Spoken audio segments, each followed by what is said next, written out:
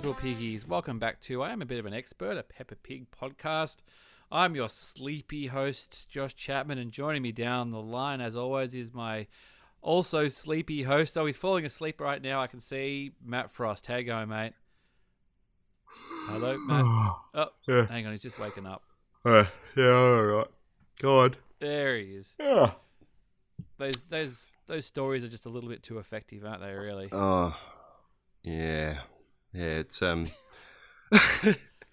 you much of a storyteller, or are you a story reader, Josh?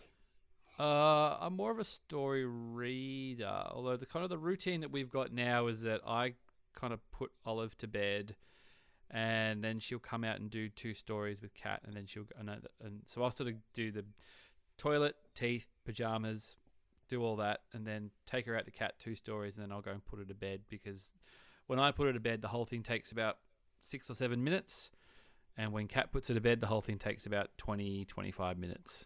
You're the so efficient. we kind of the efficiency. So we kind of, when she was a little bit littler, we sort of divided, and it just became clear that it would take a lot longer whenever Kat did it. So I just sort of started doing it, and then we just got more and more efficient. And we can get the whole thing down to a fine art now. It's in and out without too much trouble. What about you? Are you a make up a story on the spot kind of guy, or are you No. pulling out the Pepper books? No, I used to try to. Like, I always thought that when I became a dad, I'd be that sort of dad that could just toss off a story at will, make something up that's lovely. But yeah, that's before you actually have children and realise how tired and frustrated you are. You just want them to go to bed. Yeah, but in my defence, I never phone a story in. I always give it my absolute all.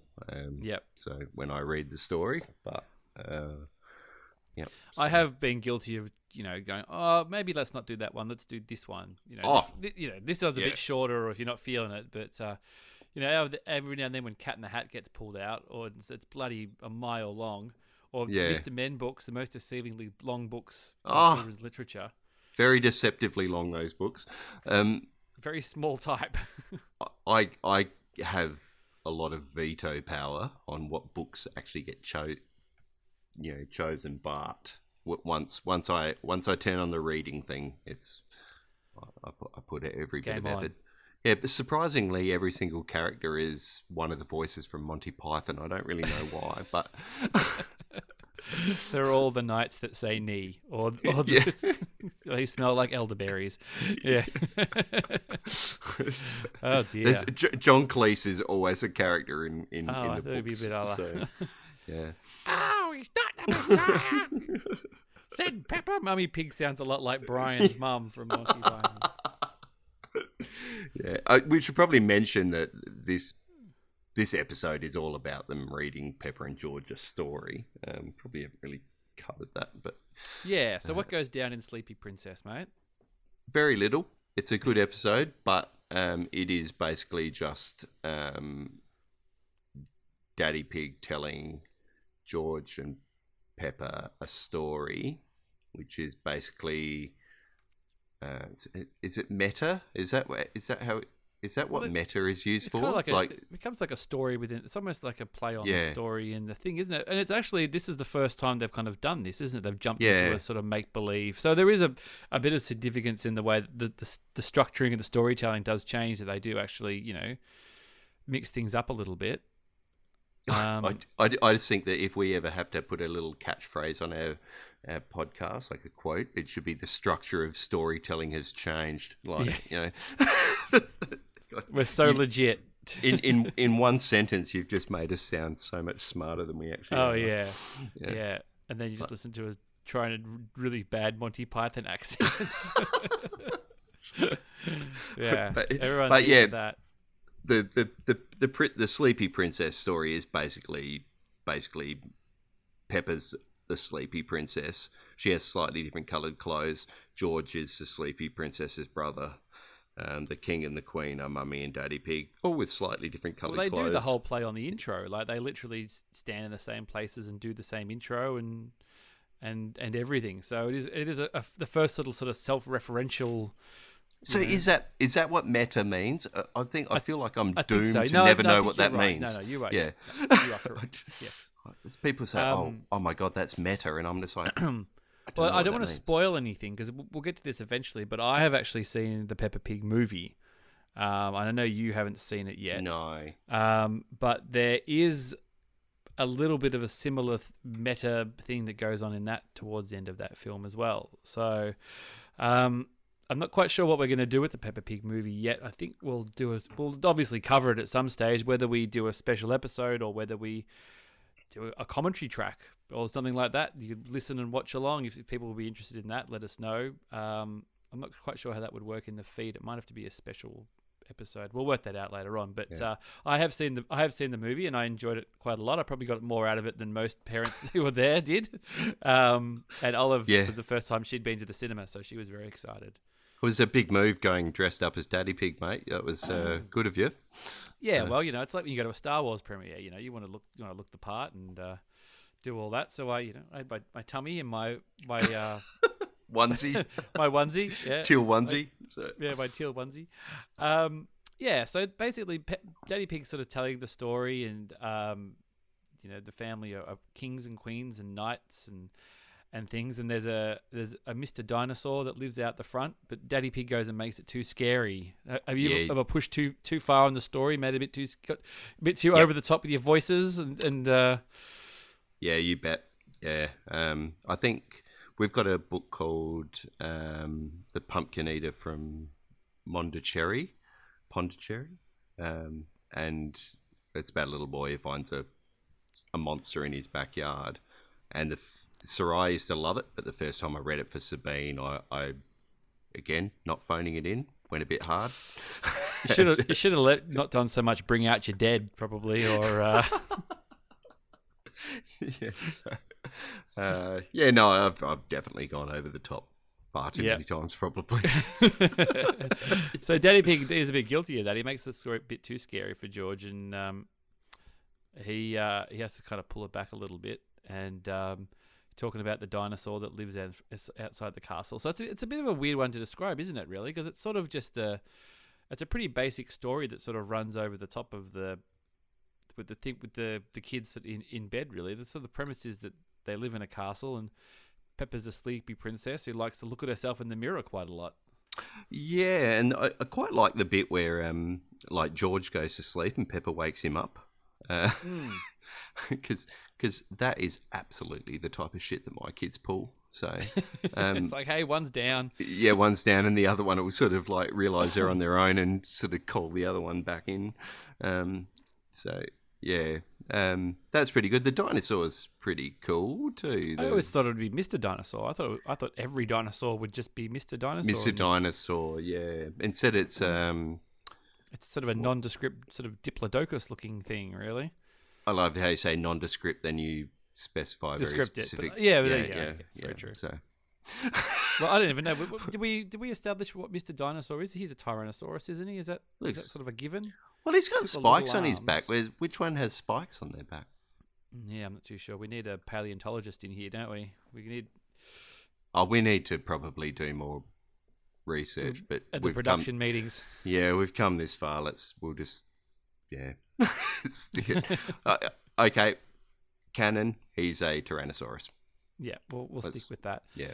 So they're sort of telling the story, and then they jump back to Peppa being the sleepy princess, and she seems to be looking in the mirror so much that she's basically falling asleep, I suppose. Olive's got this stage now where she's very aware of what's going on in the mirrors and things, like when she brushes her teeth now, we've got the mirror in the bathroom, and she'll stand there and she'll pull faces, and she'll act up in front of the mirror doing her thing now. Is that something the girls get into at your place? Absolutely, and just describing like a kid brushing their teeth in front of the mirror, my eye started to twitch a bit. I honestly, like, one day you'll be doing this podcast and saying, look, Matt has died from an aneurysm, and it will be from the kids brushing their teeth. Is far and away the most frustrating time in our house. Is it to get them to brush? Is it to get them to stop? Is it to get them to... Are you controlling the toothpaste here, or is everything? Look, in their defence, they do make it a variety. They make the frustrations varied. So consistency. yeah, so you never know what you're going to get, but you know it's going to make you want to pull your hair out. So Yeah. oh, I don't. Everyone's got their failings as a parent. Teeth you just haven't quite nailed yet. Yeah, that is mine, just laid bare. And honestly, if Karina would let me, I'd lay all that off on her. But I think you say I just let their teeth rot and we'll worry about it later. yeah, baby teeth, they're going to fall out anyway. Like, look, why we're just rearranging deck chairs on the Titanic here. What's the point? But like Karina's like, nope, you've got to jump back in there, do it again. Like, but yeah, oh man, it's going to kill me. Yeah, we're not too bad on the teeth. We've sort of got a pretty good thing going on. But not that long ago, I sort of came in and sort of went out of the bathroom for a second and came back, and Oliver's staring into the mirror, and she goes, "Hi, I'm Olive. Come play with me at ABC Kids." Like she was doing some kind of audition or something, and I'm just going, what is that? I don't know if she said that on ABC Kids or not, but or whether somebody at childcare was saying it. I don't know, but it was like she was doing her audition tape basically. And of course, but in the back of your mind, you go, "Oh, that wasn't bad actually. Maybe I should be exploiting this kid a little bit more. She can be like the kid from Full House or something. I could retire and send her out to work. She's pretty cute. She could read off an auto cue, or someone could feed her some lines. She could sell move some toothpaste, some kids' toothpaste." I just can't wait to see, like, a few podcasts from now saying, like if you rub Vaseline on kids' teeth, they look really shiny. Like, Yeah, I'm sorry, mate. I can't record. We've got to be up at 6 a.m. for we've got to get Olive's teeth bleached, and she's got line reading. She's going to the Johnny Young Talent School. I've just become a stage parent. Oh dear, Sounds like a bloody nightmare, really. We had one of those. There's only enough room in the house for one celebrity anyway. We've already cracked it with podcast. We've already cracked it with podcast celebrity. We can't. I can't have it there muscling it on my turf. I actually prefer when you refer to yourself as a dual podcast celebrity. So. Dual podcast celebrity. I didn't say. I was talking about the two of us, not two podcasts. Yeah, we've got downloads in the hundreds, mate. So as you can probably tell, not much else happens in Sleepy Princess, really. Of course, they sort of managed to nod off. I did actually like, we're sort of jumping back a little bit, I did like the little touch where the castle was on top of an impossibly impractical hill as well. Yeah. Just like all the other houses in Pepperville. It seems like even in the Dark Ages, or whenever the castle was built, it was still uneasy to access. I quite liked when Mummy Pig sort of, gives Daddy a bit of a pat on the back and says, "Great work, King Daddy." And it's quite sultry when she sort of king of the castle. Yeah, so I can't believe we're going there again. You went there that time. Yeah.